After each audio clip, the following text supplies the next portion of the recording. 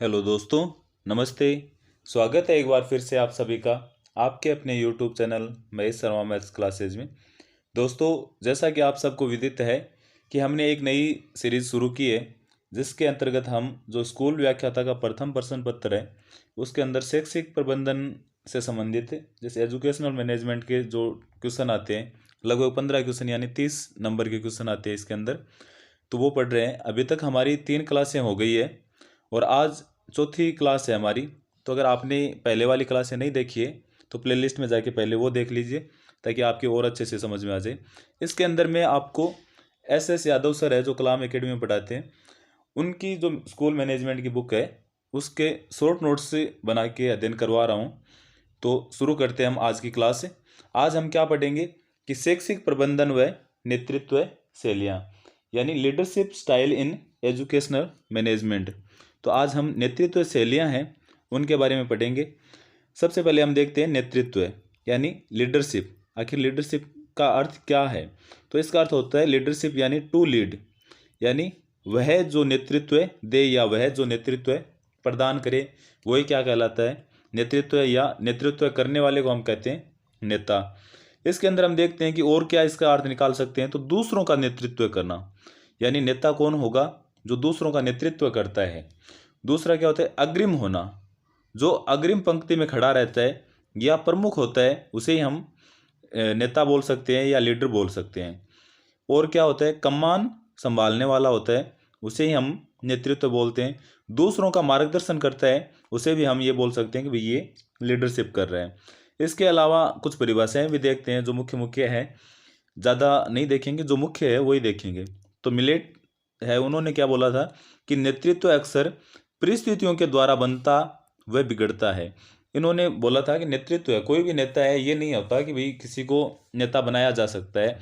कुछ से जन्मजात होती है उसके अंदर, लेकिन ज़्यादातर क्या होता है कि परिस्थितियों के हिसाब से ही कोई नेता है वो बनता है, कि जैसी परिस्थिति होती है उसके अकॉर्डिंग इंसान नेता बन जाता है। उसके बाद में एलन की पढ़े हम, तो एलन ने क्या बोला था कि व्यक्तिगत नेतृत्व की प्रतिभा व्यक्ति में जन्मजात, इन्होंने बोला था कि जन्मजात होती है, जबकि प्रबंधक के नेतृत्व से सीखना पड़ता है।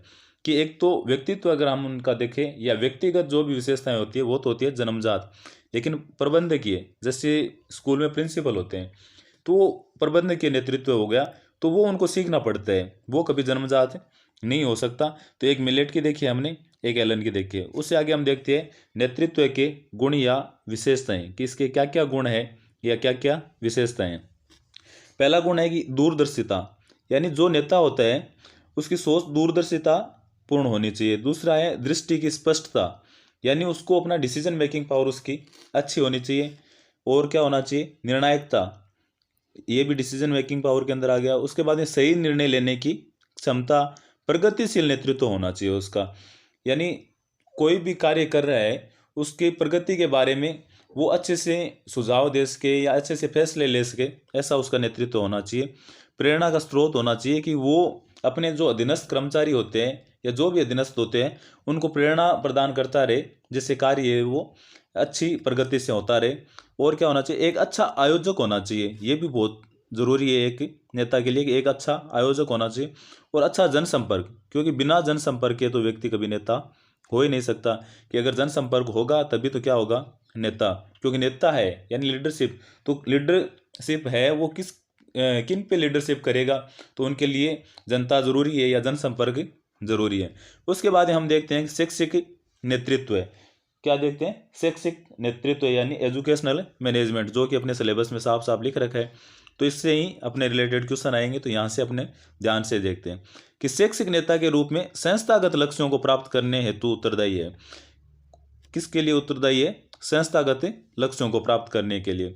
उसके अलावा कार्य कुशलता है, लोकप्रिय व्यवहार, पथ प्रदर्शन व परामर्शदाता होना चाहिए। उसके अलावा जैसे कुंटज व डोनेल के बारे में हम देखते हैं, तो इन्होंने क्या बोला था कि समान लक्ष्यों की प्राप्ति में व्यक्तियों को अनुगमन करने के लिए प्रभावित करना ही नेतृत्व है। क्योंकि प्रभावित तभी होंगे जब अगर लक्ष्य है वो समान हो। इसका मतलब जिन जिन का लक्ष्य समान है उनको इकट्ठा करके और उनके ऊपर लीडरशिप की जाए, तो वो एक सफल नेता होता है।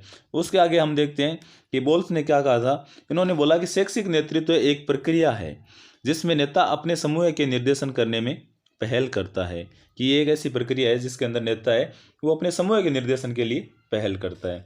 उसके बाद हम शैक्षिक नेतृत्व की विशेषताएं देखते हैं। उससे पहले हमने नेतृत्व की देखी थी, अब किसकी देख रहे हैं, शैक्षिक नेतृत्व की। इसमें कि नेता और अनुयायी है, इनमें क्या होना चाहिए, स्थिर संबंध होना चाहिए, कि ये नहीं होना चाहिए कि कुछ दिन के लिए वो यहाँ है या एक मतलब टेम्परेरी उनके बीच में संबंध नहीं होना चाहिए, स्थिर संबंध होना चाहिए, एक सूत्र में बांधना।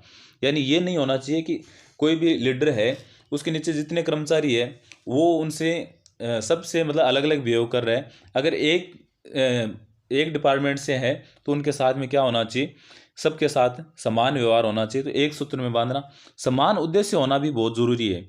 समान उद्देश्य होना किन किन का, एक तो नेता और एक अनुयायी है, इनके क्या होना चाहिए, समान उद्देश्य होने चाहिए। एक प्रेरणात्मक प्रभाव होना चाहिए, ये तो हमने उसके अंदर भी देखा है। एक नेता का आदर्श व्यवहार होना चाहिए, कि नेता का अगर आदर्श व्यवहार होगा तभी उसके अधीनस्थ है वो उससे प्रभावित होंगे या उसकी तरह कुछ कार्य करने की कोशिश करेंगे। तो उनका आदर्श व्यवहार होना भी बहुत ज़्यादा ज़रूरी है। अगर जैसे हम स्कूल की बात कर लें, अगर प्रिंसिपल है वही अगर कार्य ढंग से नहीं कर रहे हैं तो उसके जो अधीनस्थ कर्मचारी है वो कैसे कार्य करेंगे, तो उनका आदर्श व्यवहार भी होना जरूरी है। उसके बाद हम शैक्षिक नेतृत्व के कार्य देखते हैं कि इसके क्या क्या कार्य है। तो शिक्षण के उद्देश्यों को निर्धारण करना, कार्य योजना बनाना, कार्य योजना से परिचय कराना, कि ये नहीं है कि कार्य योजना बना ली अब कर्मचारियों पे सीधी थोप दी। उन पे क्या होना चाहिए, पहले उन कार्य योजना का परिचय भी करवाना है, उसके बारे में डिटेल से बताना भी है। उसके बाद में उसको क्या करना है, क्रियान्वित करना है। और फिर क्या होगा, शैक्षिक सुधार के कार्य करना, कि ये कार्य योजना है वो अगर क्रियान्वित करेंगे तो शैक्षिक सुधार के कार्य अवश्य होंगे। और उसके बाद में अंत में मूल्यांकन करना भी बहुत ज़्यादा ज़रूरी है। अगर मूल्यांकन नहीं करेंगे तो कोई भी अगर कार्य करवा रहे हैं वो सही से इम्प्लीमेंट नहीं हो पाएगा। उसके बाद हम देखते हैं कि नेतृत्व के सिद्धांत, की इसके क्या क्या सिद्धांत है। तो इसके अंदर है कि सबसे पहले तो हम ये देखते हैं कि कोई व्यक्ति है वो नेता कैसे बना, वह क्यों बना। सबसे पहले तो हमें ये जानना है कि कोई व्यक्ति है वो नेता कैसे बना, क्या परिस्थिति थी ऐसी जिसकी वजह से वो नेता बने, आखिर क्यों बने। जैसे प्रिंसिपल है तो वो स्कूल को लीड करने के लिए नेता बने, तो वैसे ही हम इसके अंदर देखते हैं। तो इसके अंदर क्या होता है, एक तो होता है परंपरागत सिद्धांत और एक होता है आधुनिक। परंपरागत सिद्धांत के अंदर तीन है सिद्धांत मुख्य रूप से, कि एक तो महान व्यक्ति सिद्धांत, कि भाई उसका व्यक्तित्व इतना महान था जिसकी वजह से उसके जो अधीनस्थ है या जनसंपर्क अच्छा था, उसकी वजह से लोग उसको फॉलो करने लगे और वो क्या बन गया, नेता। उसके बाद में दूसरा देखते हैं हम गुण सिद्धांत। गुण सिद्धांत के अंदर भी ये देखते हैं कि भाई उसके अंदर इतने अच्छे गुण थे या लोगों को प्रभावित करने वाले उसके अंदर गुण थे, तो इसकी वजह से वो क्या हुआ, नेता बन गया। एक था कार्यात्मक समूह सिद्धांत। कार्यात्मक समूह सिद्धांत है, ये दिया था जॉन एडेर है इन्होंने। तो इसके बारे में एक बार पूछा हुआ है कि कार्यात्मक समूह सिद्धांत किसने दिया था, तो किसने दिया था, जॉन एडेर। इन्होंने तीन आवश्यकताएं बताई थी नेता के लिए। क्या बताया था कि एक तो कार्य, कि उसको ये होना फिक्स होना चाहिए कि मुझे क्या कार्य करवाना है या किस कार्य के लिए मुझे लीडरशिप करनी है। उसके अलावा उसके पास में टीम भी होनी ज़रूरी है, और उसका पूरी टीम है उसके साथ में भी, और क्या होना चाहिए, व्यक्तिगत संपर्क भी होना चाहिए। तो कार्य, टीम और व्यक्तिगत, ये तीन आवश्यकताएं होती है। ये तो था परंपरागत। अब देखते हैं हम आधुनिक के बारे में। आधुनिक के अंदर तीन है मुख्यतः, और इसके अंदर पहला है व्यवहारवादी सिद्धांत। और व्यवहारवादी सिद्धांत है, इसके अंदर एक तो आता है ओहियो स्टेट है जो यूएसए की यूनिवर्सिटी है, उसका अध्ययन किया हुआ है। एक प्रबंधन के ग्रिड है और एक मिशिगन अध्ययन है। दूसरा है स्थितिजन्य। अब स्थितिजन्य है, इसको परिस्थितिजन्य भी बोलते हैं। पारस्परिकता या आकस्मिकता या नेतृत्व सातत्य, प्रतिमान और संगठित नेतृत्व मॉडल, ये इसके अंतर्गत आते हैं स्थितिजन्य सिद्धांत के। और एक तीसरा है उदीयमान सिद्धांत, और इसी को दूसरा नाम है करिश्मा प्रधान नेतृत्व, कि भाई कोई करिश्मा हो गया और वो क्या हुआ, नेता बन गया। तो ये थे आधुनिक सिद्धांत। उसके बाद में हम देखते हैं, जैसे उनका डिटेल से अध्ययन करते हैं जो आधुनिक सिद्धांत है उनका। तो उसमें एक नंबर है व्यवहारवादी सिद्धांत। और व्यवहारवादी सिद्धांत है, इसके अंदर हम देखते हैं ओहियो स्टेट यूनिवर्सिटी जो कि यूएसए के अंदर है, इसने जो अध्ययन किया था उसमें क्या बताया कि नेतृत्व के व्यवहार का विश्लेषण किया इसने। और इसने दो तरह के इसमें बताए, कि एक तो होता है संरचनात्मक पहल करने वाला नेता। कौन सा, संरचनात्मक पहल करने वाला नेता, जिसे हम बोलते हैं आईएस यानी इनिशिएटिंग स्ट्रक्चर। और दूसरा होता है अंतः संबंध स्थापित करने वाला नेता यानी सी, और इसे बोलते हैं हम कॉन्सिडरेशन। और इन दोनों का हम देखते हैं कि भाई इनमें कैसे इन्होंने अध्ययन किया। तो इन्होंने बोला कि जैसे इस साइड तो हम ले लें सी को, यानी अंतःसंबंध स्थापित करने वालों को, और इस तरफ ले लें IS को। तो यहाँ जैसे निम्न स्तर है तो इस साइड भी उच्च हो गया और इधर भी क्या हो गया, उच्च। अब यहाँ अगर कोई है, इन्होंने वैसे 4 भागों में डिवाइड किया था इसको, कि यहाँ है, इसका मतलब इसका तो लो IS और लो C, और जैसे ये इधर आगे बढ़ेगा तो यहाँ इस साइड क्या है, IS तो बढ़ रहा है तो हाई IS हो गया, लेकिन C कैसा हो गया, लो। ऐसे अगर ऊपर बढ़ता है ये, तो ऊपर बढ़ता है तो यहाँ C है वो तो हाई हो गया, लेकिन यहाँ स्टार्टिंग में है तो IS क्या है, लो। लेकिन ये जो है इसके अंदर क्या होता है कि IS भी हाई है और C भी क्या है, हाई, और इसे सर्वश्रेष्ठ शैली बताई गई है किसी भी नेता के लिए, सर्वश्रेष्ठ शैली, जिसके अंदर क्या होना चाहिए, हाई IS और हाई C होना चाहिए, यही सर्वश्रेष्ठ शैली है। तो इसका क्वेश्चन इस तरह से पूछ सकते हैं कि निम्न में से जैसे ये चारों ऑप्शन में दे दे और सर्वश्रेष्ठ शैली कौन सी है, तो जिसके अंदर हाई IS और हाई C हो वही क्या होगा, सर्वश्रेष्ठ शैली होगी ओयो स्टेट यूनिवर्सिटी के अध्ययन के अनुसार। उसके आगे हम देखते हैं दूसरा कि प्रबंधन के ग्रिड, या इसे ग्रिड को बोलते हैं जाल सिद्धांत, इसके प्रतिपादक कौन है, RR ब्लैक और JS माउटसन, ये इसके प्रतिपादक है। इन्होंने बताया था एक तो व्यक्ति संबंधी और एक उत्पादन संबंधी, यानी पर्सन संबंधी और प्रोडक्शन संबंधी। इन्होंने बताया था व्यक्ति संबंधी के अंदर भी इन्होंने लो से हाई के लिए 9 शैलियाँ बताई, और उत्पादन संबंधी है उसके अंदर भी लो से हाई के लिए 9 शैलियाँ बता दी। अब टोटल 9 को 9 से इंटू करेंगे तो कितनी हो गई, 81 शैलियाँ हो गई। जैसे ये ग्राफ है, नीचे मैंने ये ग्राफ के अंदर समझाने की कोशिश की है। लेकिन जैसे व्यक्ति संबंधी है इसके अंदर क्या क्या पैमाने रखे गए हैं, तो एक तो वचनबद्धता, एक आत्मसम्मान, सुरक्षा, मित्रता, स्वास्थ्य वातावरण। ऐसे जो उत्पादन संबंधी है इसके अंदर गुणवत्ता है, कार्यभार है, कुशलता है, इनके आधार पे ये पैमाने रखे गए हैं, इनके आधार पे मापन किया जाता है। तो जैसे यहाँ निम्न स्तर है और इसके बाद में यहाँ उत्पादन संबंधी है वो हमने x एक्सिस पर ले लिया, और व्यक्ति संबंधी है वो y एक्सिस पर। अब जैसे यहाँ काम चला हुआ है, क्योंकि उत्पादन संबंधी भी इसके कितने आ रहे हैं अंक, 1, और जो व्यक्ति संबंधी है वो भी 1, तो ये तो हो गया काम चलाऊ। उसके बाद में जैसे इस साइड ऊपर बढ़ते हैं तो ये व्यक्ति संबंधी तो गुण बढ़ रहे हैं इसके अंदर कंट्री क्लब के अंदर, लेकिन जो उत्पादन यानी यहाँ व्यक्ति का तो ध्यान रखा जा रहा है लेकिन उत्पादन की गुणवत्ता मेंटेन नहीं की जा रही, तो ये हो गया कंट्री क्लब।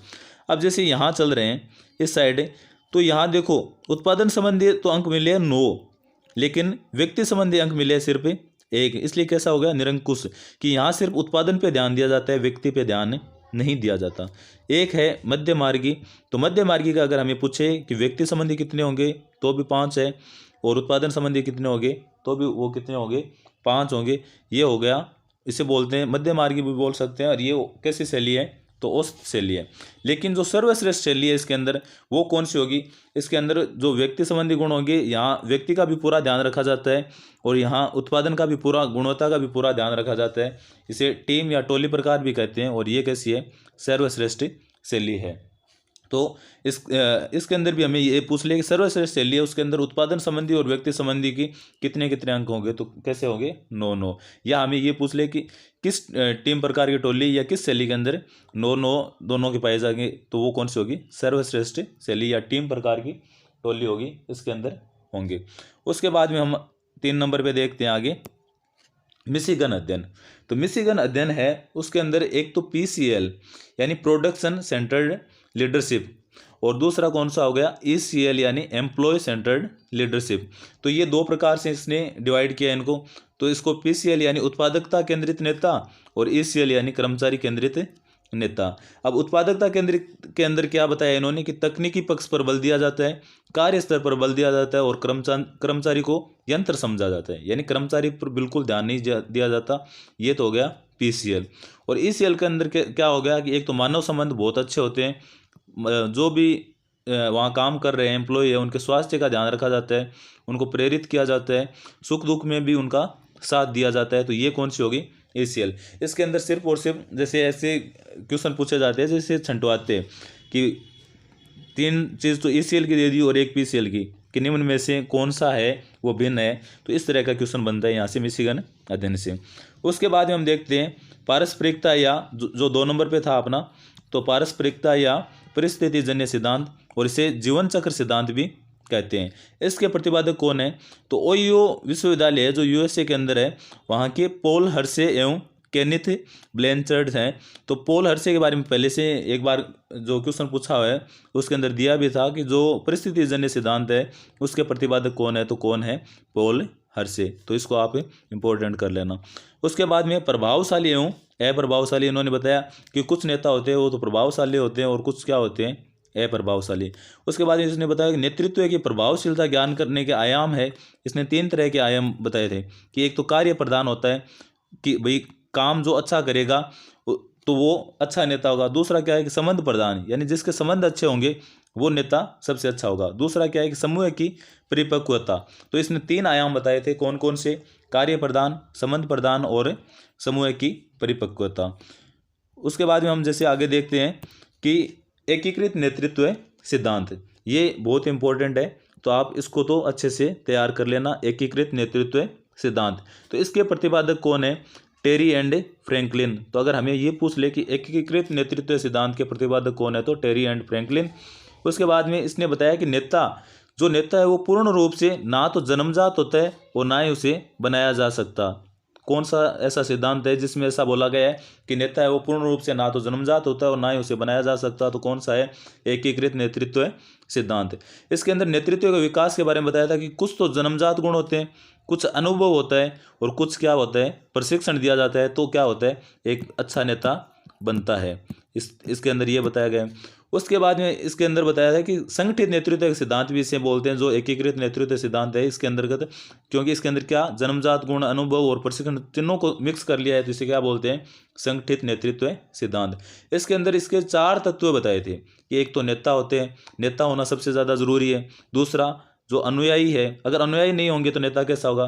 तीसरा क्या होगा कि इनके बाद में एक संगठन बनाना भी, कोई भी नेता है उसके लिए एक संगठन बनाना भी जरूरी है, वरना तो वो लीडरशिप करेगा कैसे? और चौथा क्या बताया इसने कि सामाजिक मूल्य, कि उनके कुछ सामाजिक मूल्य होने चाहिए। जैसे कोई भी पार्टी है, हम पार्टी का ही देख लें तो उनके सामाजिक मूल्य कुछ अलग होते हैं। स्कूल के देख लें तो स्कूल के सामाजिक मूल्य ये होते हैं कि रिजल्ट अच्छा रहना चाहिए, अपना स्कूल का संचालन अच्छे से होना चाहिए और आर्थिक और राजनीतिक दशाएं भी लागू होती है। तो ये सब था। उसके बाद में जैसे हम आगे देखें दूसरा नेतृत्व सातत्य सिद्धांत, तो इसके अगर प्रतिपादक हमें पूछ ले तो कौन है? टेननबूम और स्मिथ। तो अगर पूछे नेतृत्व सातत्य सिद्धांत, इसका ध्यान रखना है आपको, पहले सबसे ज़्यादा ध्यान किसका रखना है? एक का, जो एकीकृत नेतृत्व सिद्धांत है। दूसरा इसके अंदर जो नेतृत्व सातत्य सिद्धांत है इसके हो गए प्रतिपादक तो टेननबूम और स्मिथ। और इसके अंदर क्या बताया गया है कि नेता और अनुयायी प्लस स्थिति के मध्य जो स्थिति या परिस्थिति है, इनके मध्य संबंध है, इन सब पे आधारित कौन सा हो गया? नेतृत्व सातत्य सिद्धांत। तीसरा जो ज़्यादा इंपॉर्टेंट नहीं है कि आकस्मिकता सिद्धांत या फिडलर का प्रासंगिक सिद्धांत। तो ये सिर्फ इतना पूछा जाता है कि ये किसने दिया था, तो किसने दिया था? फिडलर ने बताया था आकस्मिकता सिद्धांत के बारे में। उसके बाद में जैसे हम आगे चलते हैं तो नेतृत्व के उदयमान सिद्धांत, जिसे क्रिस्मा प्रदान सिद्धांत भी कहते हैं। तो जो क्रिस्मा प्रदान सिद्धांत है ये तो किसने दिया था? J.R. हाउस ने। ये ज़्यादा कोई इंपॉर्टेंट नहीं है। दूसरा एक रूपांतर, या इसे इंग्लिश में बोले तो ट्रांसफॉर्मेशनल सिद्धांत, तो ये किसने दिया था? J.M. बर्न्स ने। उसके बाद में हम जो दूसरा इंपॉर्टेंट टॉपिक है इसके अंदर, नेतृत्व की शैलियाँ। तो ऐसा देखते हैं शैलियाँ कौन सी होती है कि ऐसा विशिष्ट व्यवहार जिस पर एक नेता अपने समूह को लक्ष्य प्राप्ति की ओर प्रेरित करने हेतु बल देता है, कि ऐसा कोई विशिष्ट व्यवहार होना चाहिए उसका, जिससे वो क्या होगा कि एक कोई आप अपना लक्ष्य होगा उसे प्राप्त करने के लिए जो अपने अधीनस्थ होते हैं या अपने अनुयायी होते हैं उनको प्रेरित कर सके, अर्थात लोगों को प्रेरित करने, दिशा प्रदान करने और योजनाओं को लागू करने का तरीका ही क्या कहलाता है? नेतृत्व की शैलियाँ। उसके बाद में जैसे कर्ट लेविन है, पूछते भी हैं कि कर्ट लेविन ने कौन कौन सी शैलियाँ बताई है। तो कर्ट लेविन है, उन्होंने नेतृत्व की शैलियाँ कितनी बताई? 3। कौन कौन से बताई इन्होंने बताया कि एक तो एक तंत्रीय अथवा आधिकारिक नेतृत्व शैली होती है, जो कैसी होगी? निरंकुश होगी, सत्तावादी होगी, तानाशाही होगी, यानी पहले जो राजा होते थे तो वो भी तो नेतृत्व करते थे, तो वो कैसी शैली थी? एक तंत्रीय या आधिकारिक थी। दूसरी कौन सी होती है? प्रजातांत्रिक। प्रजातांत्रिक में क्या होती है? भागीदारी या जनतंत्रीय, इसे हम द्विमार्गीय भी बोल सकते हैं। उसके अलावा तीसरी कौन सी है? अहस्तक्षेपी नेतृत्व शैली, इसे बोल सकते हैं लेसेज केयर शैली या नियंत्रण विहीन शैली। इसके अंदर क्या होता है कि कोई भी, जैसे तीनों का मैं चार्ट के हिसाब से बता दूं। जैसे यहाँ ये मान लो कि ये कोई नेता है, तो यहाँ कोई है, इसको सिर्फ ये आदेश देगा, यहाँ ए है, इधर बी है, इधर सी है, जैसे बुक में बता रखा है ना वैसे ही मैं बता दूं आपको, ये डी है। तो ये सिर्फ क्या करता है, आदेश देता है। दूसरा है प्रजातांत्रिक या भागीदारी। तो इसके अंदर क्या होता है कि ये अगर कोई नेता है तो ये इसको आदेश देगा, लेकिन ये इसकी वापस भी सुनेगा। ये द्विमार्गी होती है। यहाँ अगर बी बैठा है तो इसको भी ये आदेश देगा और यहाँ सुनेगा। लेकिन जो हस्तक्षेपी है, इसके अंदर नेता तो यहाँ बैठा है, यहाँ कोई ए है और ये बी के संपर्क में, नेता के संपर्क में है ही नहीं। यहाँ कोई सी है, ये इससे संपर्क में है, तो नेता का, या यहाँ कोई डी है, ये सिर्फ नेता के संपर्क में है, तो इसका पूरा इसके अंदर हस्तक्षेप नहीं होता। तो ये सबसे खराब भी है वैसे। लेकिन अगर हमें ये पूछ लिया जाए कि सबसे अच्छी नेतृत्व शैली है वो कौन सी है, तो आप बताओ कौन सी बताओगे। इसके अंदर जो प्रजातांत्रिक है वो कैसी होती है, सबसे अच्छी होती है प्रजातांत्रिक, क्योंकि ये क्या है, द्विमार्गीय है। उसके बाद में जैसे हम नेतृत्व शैलियों के अंदर ही आगे दूसरा देखें तो एक लिपम है, उन्होंने बताया कि नेतृत्व शैलियाँ, और इन्होंने भी 3 प्रकार की बताई थी। इन्होंने एक तो बताई थी कि आदर्श मूलक शैली होती है, जिससे भूमिका संबंधी अपेक्षाएं होती है, और 1 नंबर तो ये बताई थी। दूसरी इन्होंने ये बताया कि व्यक्ति मूलक शैली होती है, जिसकी व्यक्तिगत अपेक्षाएं होती है, और इन दोनों के मध्य की कड़ी होती है कि व्यवहारिक शैली, जिसे मध्यस्थ कड़ी भी बोलते हैं। और इसके अंदर क्या मायने रखता है, सामाजिक व्यवहार।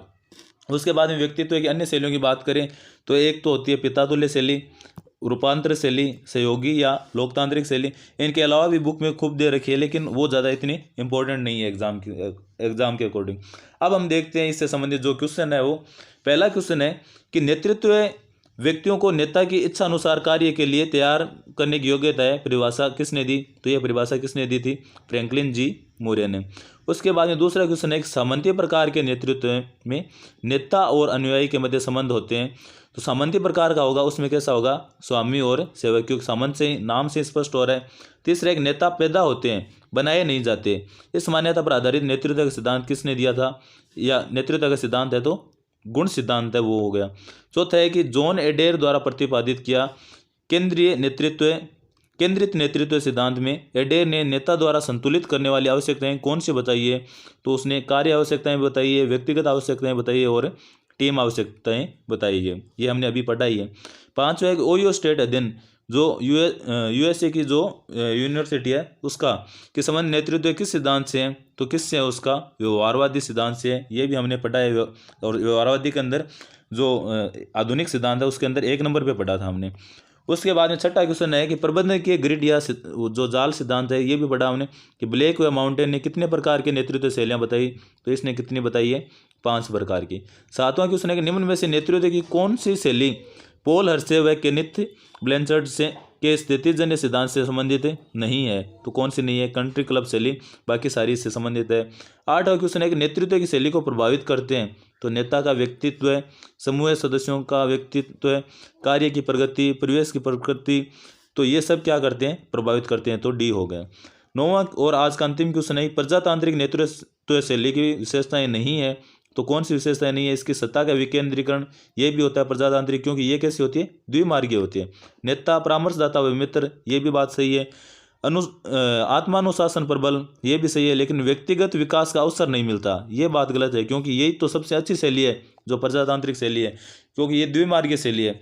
तो ये था आज का अपना नेतृत्व से संबंधित टॉपिक। आप सबको कैसा लगा कमेंट करके ज़रूर बताना। अच्छा लगा हो तो लाइक करना, शेयर करना, अपने दोस्तों के साथ में शेयर करना, और चैनल को अभी तक सब्सक्राइब नहीं किया है तो ज़रूर कर लेना, ताकि जो भी अपनी नेक्स्ट क्लास हो इससे संबंधित या दूसरे सब्जेक्ट से संबंधित वो आपको मिल सके। Thank you.